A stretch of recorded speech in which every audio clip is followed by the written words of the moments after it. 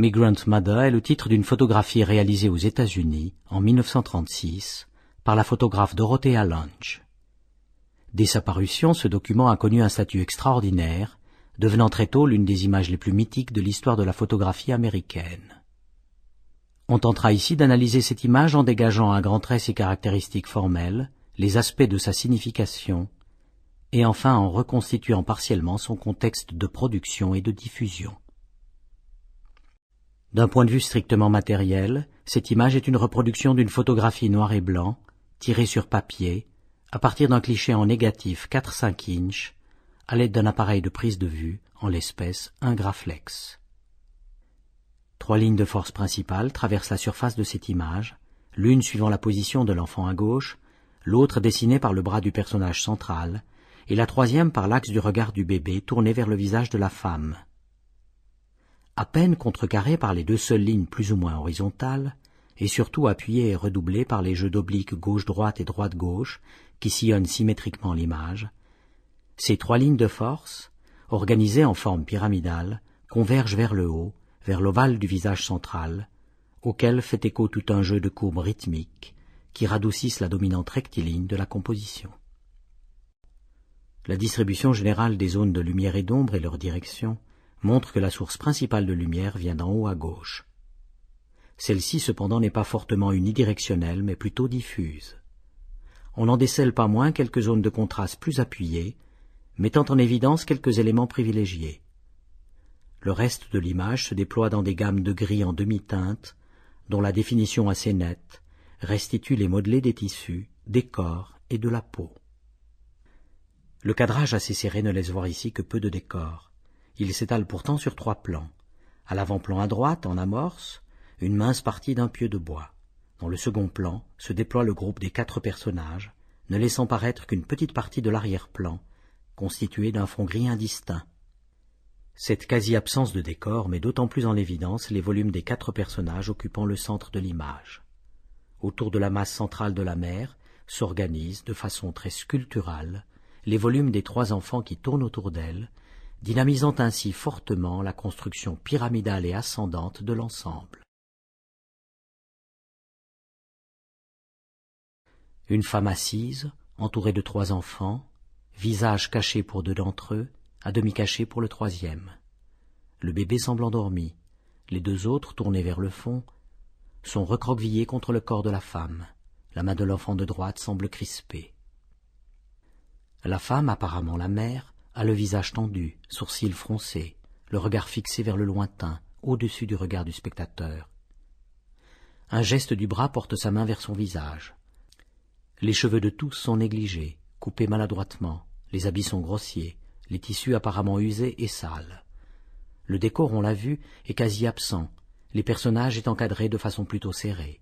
Une partie d'un pieu de bois en avant-plan à droite et, derrière le groupe de personnages, une sorte de toile de fond.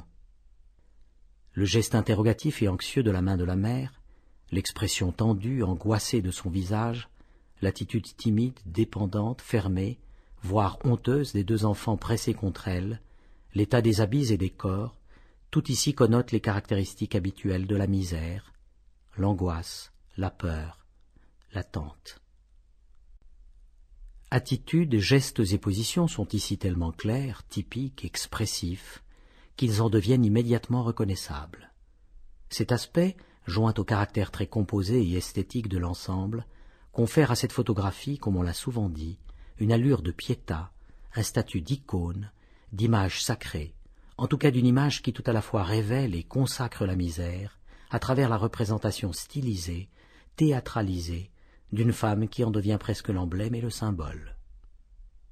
Lorsqu'elle réalise cette photographie en 1936, Dorothea Lange, photographe déjà reconnue, est engagée par la FSA, Farm Security Administration, qui dépend du gouvernement américain et qui a pour mission de recenser et médiatiser la misère sociale qui frappe brusquement des millions de fermiers américains en pleine grande crise des années 30.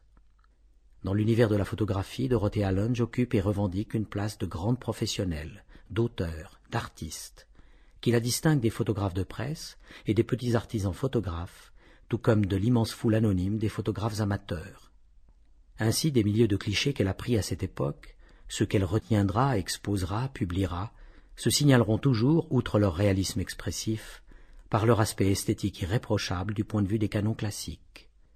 Cette revendication du statut artiste se manifeste entre autres dans les incessants conflits qu'il oppose à son directeur, Roy Stryker, à propos de la propriété des négatifs et de leur libre disposition. Bien plus tard, dans les années 60, Dorothea Lange reviendra sur les circonstances de cette prise de vue.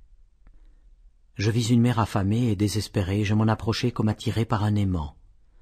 Je ne me rappelle pas comment je lui ai expliqué ma présence et ce que je faisais avec mon appareil. Elle ne m'a posé aucune question. J'ai fait 5 prises de vue de plus en plus rapprochées. Je ne lui ai demandé ni son nom, ni son histoire. Elle m'a dit qu'elle avait 32 ans. Elle m'a dit qu'il se nourrissait des légumes gelés restés dans les champs environnants et des oiseaux que tuaient les enfants. Elle venait de vendre les pneus de sa voiture pour acheter de la nourriture. Elle était assise là, dans l'appentis d'une tente, avec ses enfants blottis contre elle. Elle pensait que mes photographies pourraient l'aider, et c'est pourquoi elle m'a aidé. Quelques années après la mort de Dorothea Lange, les autres clichés qu'elle signale ont été mis au jour. On ne peut qu'être frappé du contraste entre le témoignage de Dorothea Lange et ce qu'on y voit. Dans les 2 premières images figure un 5e personnage, qui disparaîtra dans la photo finale. Seul un des grands enfants est blotti contre sa mère, l'autre reste hors champ. Cet autre d'ailleurs porte dans le premier cliché un bonnet, qui aura disparu dans la photo finale. Mais ce qui frappe surtout, c'est l'aspect hésitant, esthétiquement indéterminé, de ces 5 clichés par rapport au document final. On y perçoit bien cette approche progressive, mais également tout un travail de tri, d'élimination des éléments parasites, de mise en place, pour ne pas dire de mise en scène. Cette photographie ne procède donc pas d'un instantané ineffable, unique et miraculeux, mais bien du travail de reconstruction, de choix, de volonté, bref, de création dans le sens le plus esthétique, mais aussi le plus pragmatique du terme. Quoi qu'il en soit, Migrant Mother connaîtra très rapidement une diffusion hors du commun, une célébrité extraordinaire, faisant partie de ces quelques photographies tellement mythiques, tellement emblématiques, qu'on finit par omettre systématiquement d'en interroger l'origine. Une image comme celle-ci représente bien plus un moment de l'histoire de la photographie, de l'histoire du goût photographique, qu'un moment de l'histoire socio-économique. L'histoire réelle, et en particulier l'histoire de cette femme photographiée et rendue célèbre à son insu, n'a pas grand-chose en commun avec ce que le mythe Migrant Mother a construit.